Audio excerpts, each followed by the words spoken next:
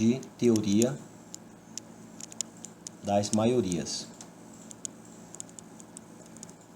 porque esse é um assunto que vai estar sempre trazendo algum tipo de dúvida em relação à contagem de prazo.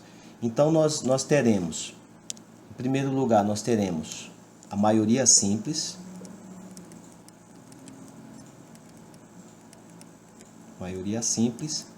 nós teremos a maioria absoluta,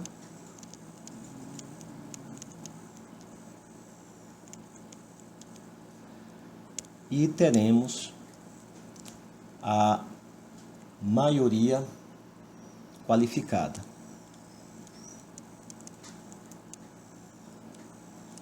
Maioria qualificada, ok? Maioria. Então são três, né, tipos: maioria simples, a maioria absoluta e a maioria qualificada. O que vem a ser essa maioria simples? A maioria simples, ela se concretiza, ela é aplicada por qualquer maioria.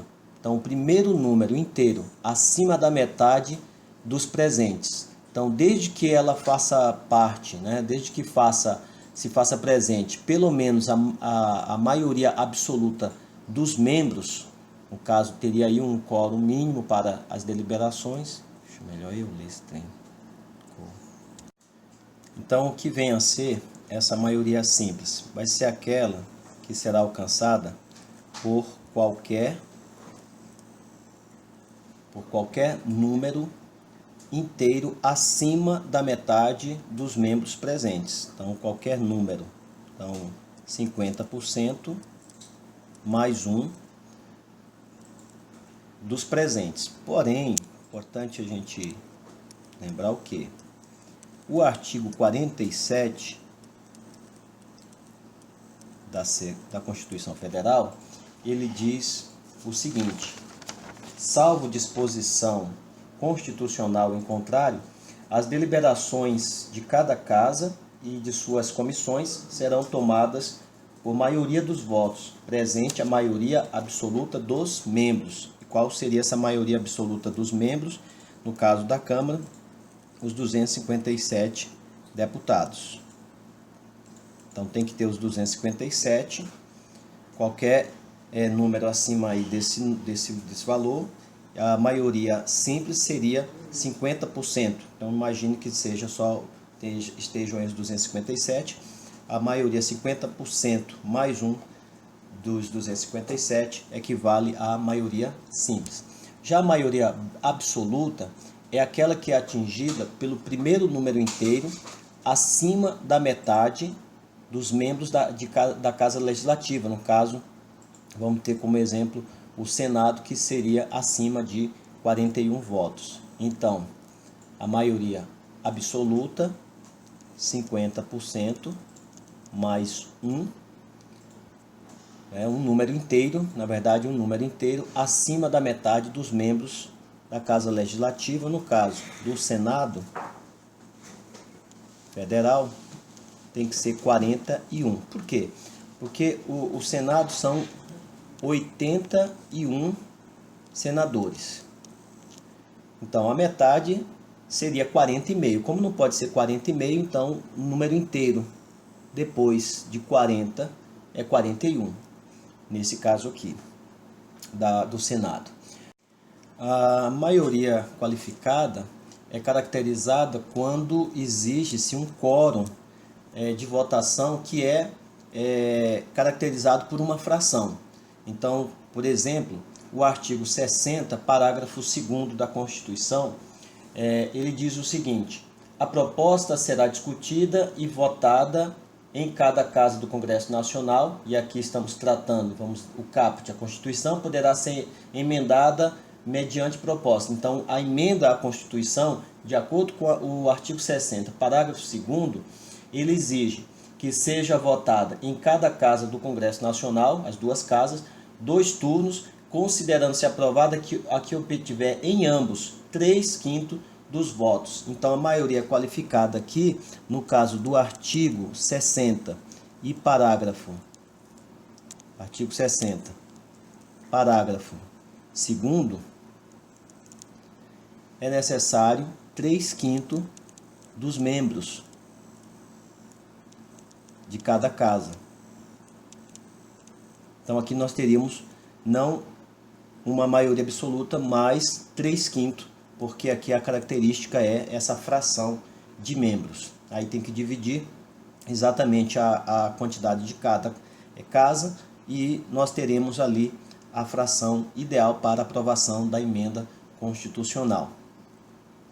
Então, dessa forma, nós temos aqui, elucidando essa teoria das maiorias, apresentamos a maioria simples, qualquer número dos presentes metade, mais um inteiro, né? O primeiro número inteiro acima da metade dos presentes, lembrando que exige-se, de acordo com o artigo 47 da Constituição, a maioria absoluta para o início dos trabalhos. A maioria absoluta, o primeiro número inteiro acima da metade dos membros da casa. No caso do Senado Federal, que são 81 senadores, a maioria absoluta equivale a 41 senadores. No caso da maioria qualificada, quando exige-se um quórum, uma fração, para que seja aprovado um determinado procedimento, nós trouxemos como exemplo aí o artigo 60, parágrafo 2º da Constituição Federal.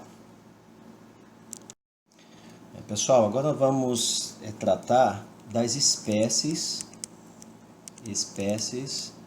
de processos legislativos. Então, quais são as espécies de processo legislativo? Nós vamos ter 3.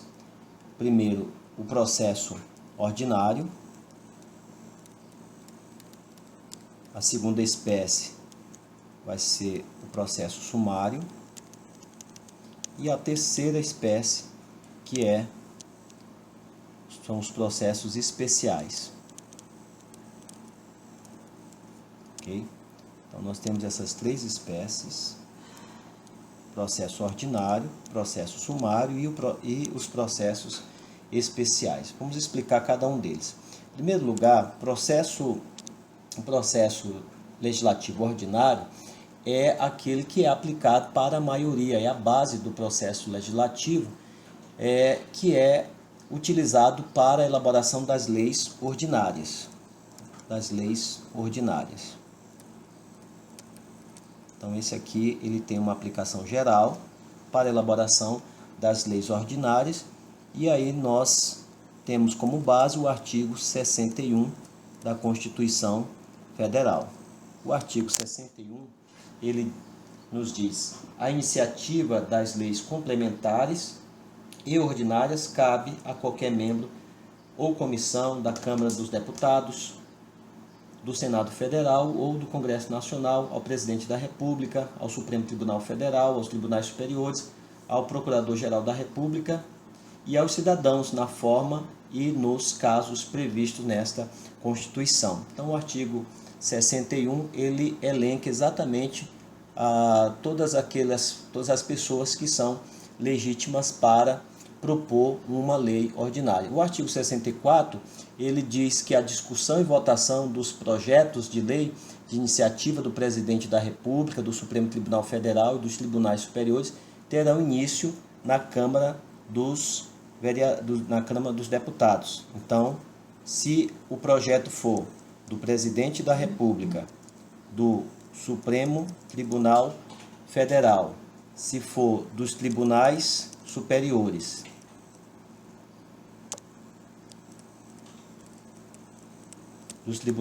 Superiores, então o início aonde? Na Câmara Federal. Início na Câmara Federal.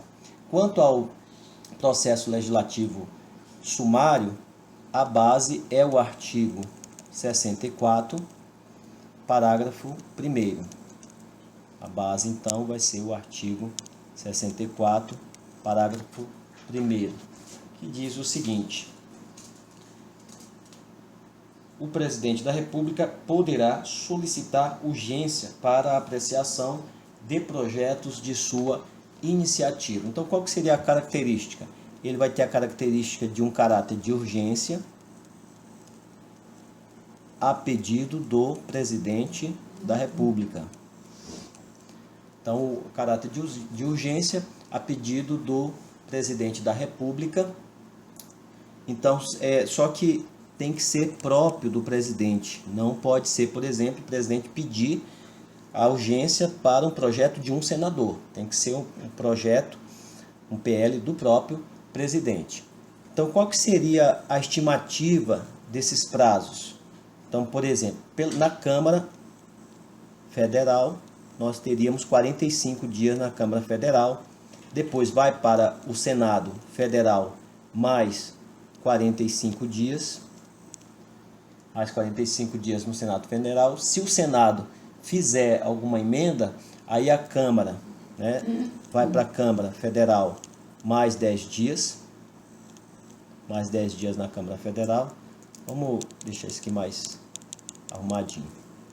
Então, passou aqui, se tiver emenda, então teve uma emenda, então mais 10 dias para a Câmara.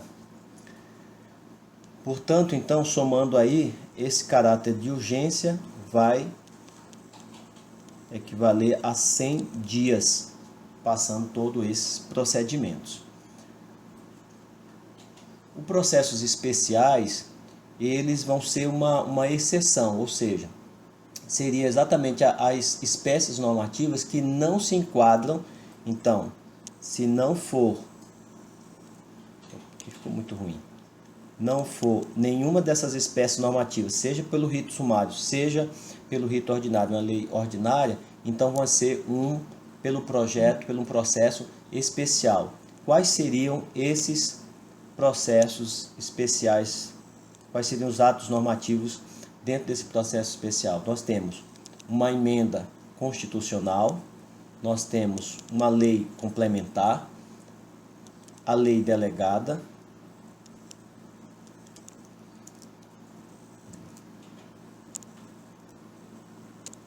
então nós temos emenda constitucional, temos a lei complementar, a lei delegada, medida provisória, decreto legislativo e resolução e lei financeira. Resolução e lei financeira. Por quê? Porque cada um dessas espécies normativas, elas têm exigências de quórums específicos, têm regras específicas, portanto, seria aí um processo legislativo especial. Não sendo nenhuma dessas, então pode ser pelo rito ordinário ou pelo rito sumário, caso seja de interesse. Então é mais fácil eliminar, não sendo um caráter de urgência de iniciativa do presidente, é uma lei ordinária, então rito ordinário. Salvo isso, nós teríamos então o processo legislativo especial.